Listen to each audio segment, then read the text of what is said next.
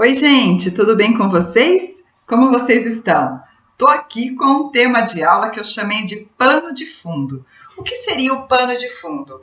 Algo que pode servir de base para dar sustentação a uma ação, um apoio, um suporte, uma referência. Porque é assim que a gente vê várias questões da matemática, principalmente quando a gente está pensando na questão da álgebra, né? A gente sabe que a aritmética é uma grande área da matemática que estuda as operações focada nos números. Mas quando eu percebo que essas relações elas podem ser abstratas, generalizadas, e eu posso usar uma letra qualquer que representa, que simboliza um representante daquele processo, um possível representante daquele processo, eu opto pela álgebra. E a gente percebe que vocês trazem muita dificuldade dessas interpretações algébricas. E aí, o interessante de olhar para esse pano de fundo é que a matemática está sempre por trás com uma linguagem que vai fazer a interpretação daquilo que nós estamos observando, né? Então, o nosso objetivo aqui é que vocês tenham referência mesmo das operações algébricas sendo estudadas, tá? Então, em expressão algébrica, em equação, em inequação, em função, em sistema, tá? Como reconhecer cada uma dessas coisas? Para que serve cada uma dessas coisas? Então, o propósito de você enxergar esse pano de fundo é esse, tá bom? Então, olha só, aqui tá um pouquinho, eu tinha feito num perfil para a gente enxergar de outro jeito, mas olha só, se a gente tivesse que fazer a ligação, aqui na coluna da esquerda eu tenho expressão, equação e função.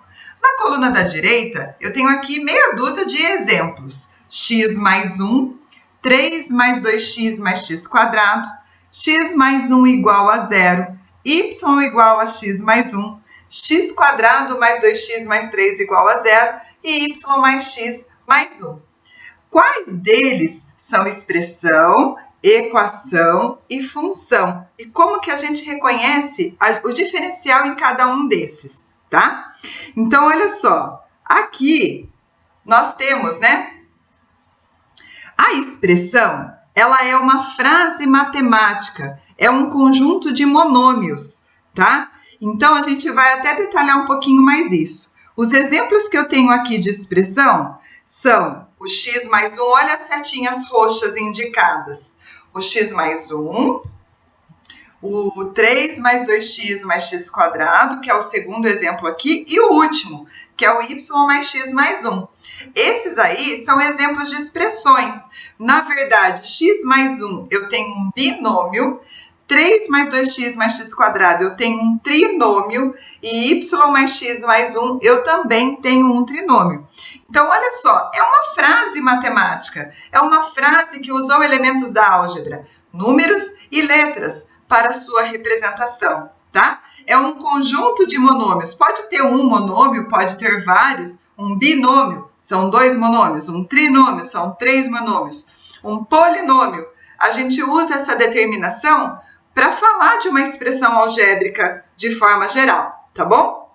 Agora, quando a gente fala de equação, minha gente, equação, eu tenho dois elementos principais, a igualdade e a incógnita. Então, quando eu estou olhando para uma equação, eu estou muito interessada em saber qual é aquele valor que dá aquela relação como verdadeira, tá? Que a gente chama de conjunto verdade, de conjunto solução. É bastante importante a gente observar isso. Então, eu destaquei ali como palavras da equação, igualdade e incógnita, tá? Eu fiz de um rosinha bonito ali, né? Quase um vermelho.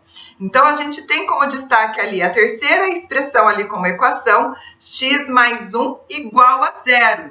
Então, x mais 1 igual a 0. Tem uma igualdade aí. Qual é o valor de x que, somado com 1, faz com que essa relação dê 0? Que essa verdade dê 0, né? A gente sabe que o conjunto de solução aí seria para x igual a menos 1. Menos 1 mais 1 dá 0, tá? Então, na equação, tem que ficar ligado que a intenção dela é estabelecer uma igualdade. Até a palavra equi tem a ver com igualdade, tá? Equivalente, equidistante, toda vez que você encontra palavras que tem esse prefixo equi, tem a ver com igualdade, tá bom? E a incógnita é algo a ser descoberto, é algo que ainda não foi definido e que nós temos interesse em descobrir quem é, tá bom? Agora, e a função? A função a gente estuda que é um tipo específico de relação entre variáveis. Na verdade, a gente estuda no ensino médio entre duas variáveis, né? A função é uma relação entre duas variáveis. Então, veja, na equação eu chamei de incógnita, na função eu chamo de variável. Nós vamos detalhar especificamente isso. Então, tem uma relação de igualdade, sim. Pode perceber ali pela setinha laranja, ó, a setinha laranja aqui indicada é o y igual a x mais 1. Aí tem indicado uma função, quer dizer que o y depende do x. O y é o x somado de 1. Então, é essa relação que está sendo estabelecida pela função. Então, vejam que são três coisas diferentes, certo? Então, agora eu quero destacar algumas palavras. Na expressão, eu quero que a gente compreenda o que é o monômio, binômio, polinômio e assim por diante, tá? Na equação, eu quero que a gente entenda bem essa palavra incógnita e na função, a palavra variável. Então, vamos destacar algumas palavras, tá? Na expressão, a palavra monômio, aí destacada. Então, monômios são termos de expressão algébrica, tá? Composto de duas partes. Um monômio, ele é um termo da expressão algébrica, até fica redundante, né? Ele é um termo da expressão algébrica que ele é composto de duas partes. Uma parte que é numérica e uma parte que é de letras, tá? A parte numérica, a gente chama ela de coeficiente, ó, tá marcado aqui, ó, o coeficiente. E as letras, a gente chama ela de parte literal. Então, um monômio, ele tem o seu coeficiente e sua parte literal. Na matemática, a gente entende que o coeficiente vem na frente e a parte literal vem depois. Então, isso é um padrão de linguagem que a gente usa para representar, tá? O coeficiente ele vai ser um número específico. E entre esses elementos, a gente não precisa explicar, mas a gente já entende que tem a multiplicação, um pontinho ali entre eles. Veja que representar a operação multiplicação por um pontinho, ela se faz necessário a partir do momento que eu começo a usar x, porque lá nas séries iniciais que a gente estuda matemática, né, da educação básica, a gente usa a multiplicação com vezes. Inclusive, ó, eu tenho uma calculadora aqui, ó, o vezes está aqui, ó, é o símbolo que representa a multiplicação. Na calculadora é o x, o vezes, né? No computador, por exemplo, muitas vezes os programas entendem como asterisco. Então, é bem importante a gente entender que símbolo que traz a representação de cada uma dessas coisas, né? Maravilha! Então, olha, eu trouxe 4 monômios aqui, ó. 3x é um monômio, x² é outro monômio, xy é outro monômio e menos y³ é outro monômio. Então, vejam que eu posso ter diversos monômios, tá? A ideia é que sempre o coeficiente venha na frente da parte literal. E quando o coeficiente não aparece, subentende-se que é o 1. Então, aqui nessa outra linha aqui de baixo, ó, aqui, ó, aqui, tá vendo? Eu tenho coeficiente do 3x, o coeficiente é o 3, a parte literal é o x. Do x², o coeficiente é o 1, a parte literal é o x². Do xy, também é 1. Quando não aparece, é 1 que está lá representado. E a parte literal são as letras, é o xy. E o menos y³, coeficiente é o menos 1, a parte literal é y³, tá?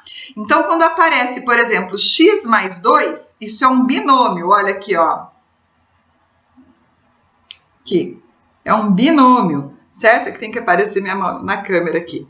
O x³ mais 3x mais 2 é um trinômio.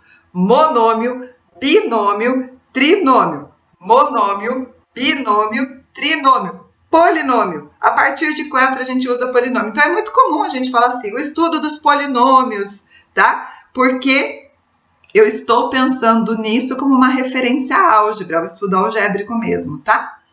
E então aí a gente tem a ideia dos polinômios, beleza? Então é bem importante a gente entender essas palavras, fazer o reconhecimento disso para não se perder em detalhes, tá bom?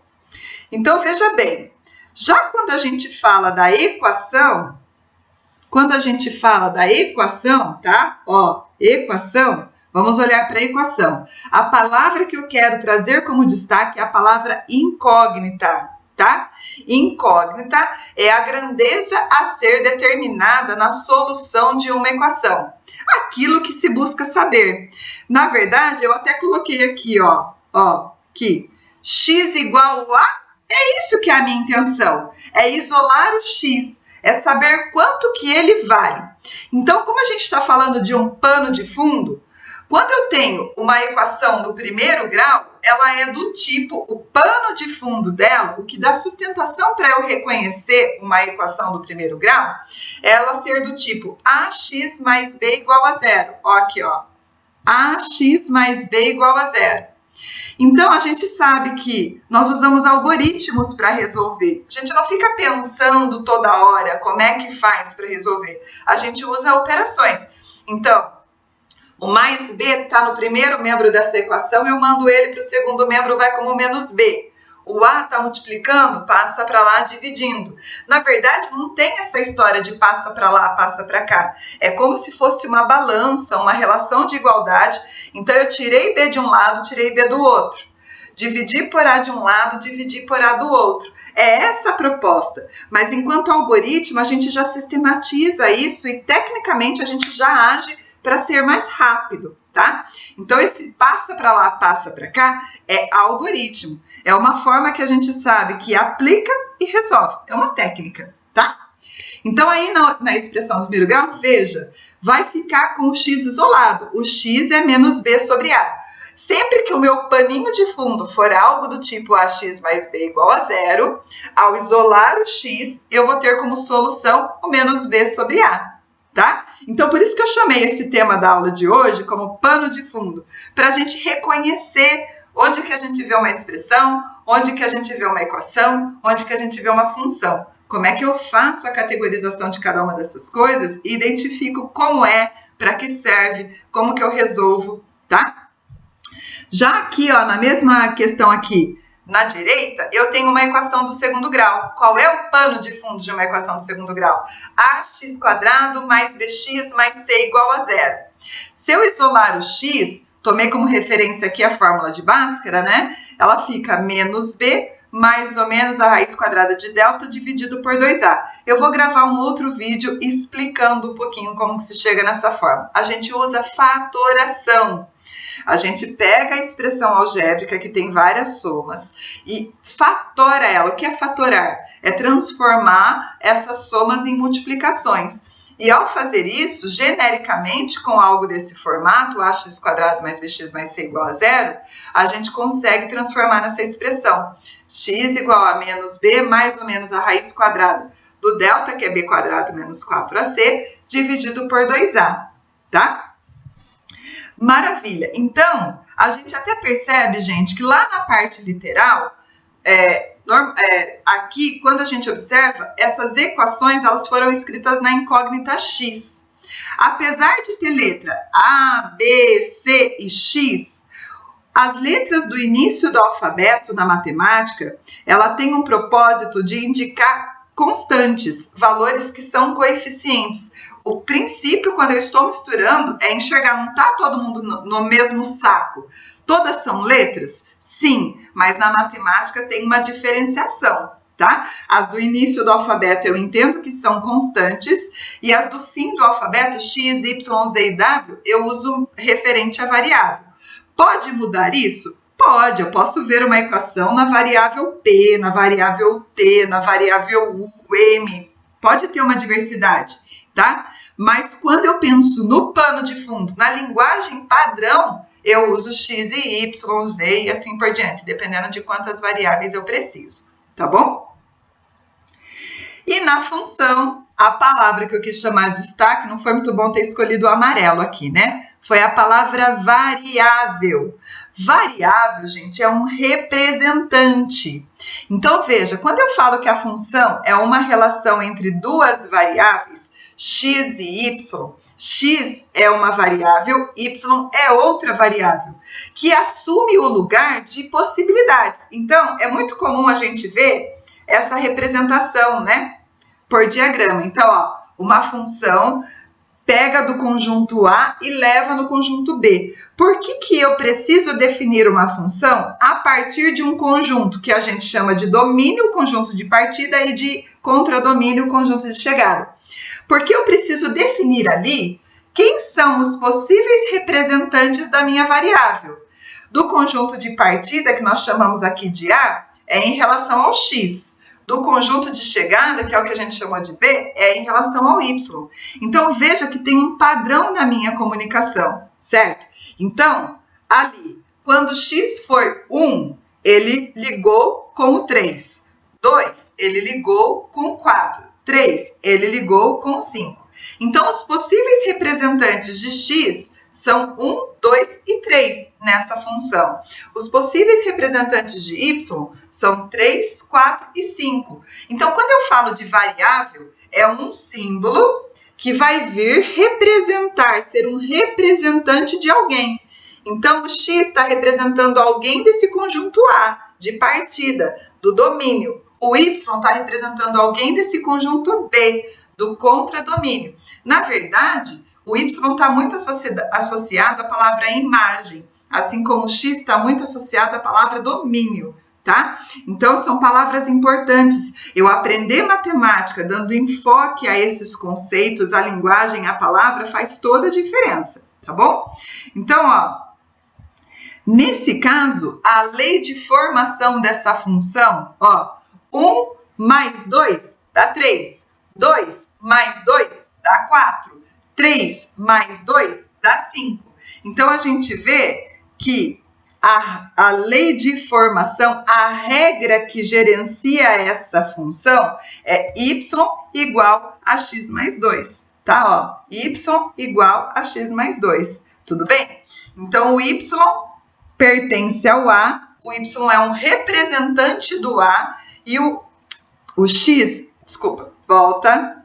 O x é um representante do A e o y é um representante do B, tá?